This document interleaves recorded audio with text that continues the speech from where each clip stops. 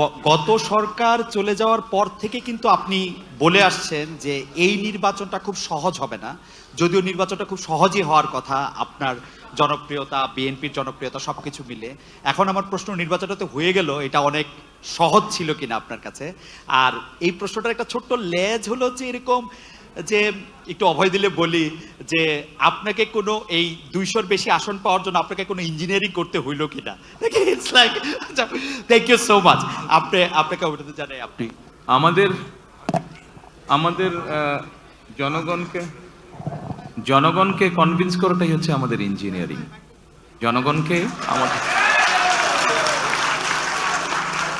আমাদের যে ইঞ্জিনিয়ারিংটা ছিল সেটা হচ্ছে জনগণকে আমাদের পক্ষে নিয়ে আসা, সেটাতে আলহামদুলিল্লাহ আমরা সফল হয়েছি।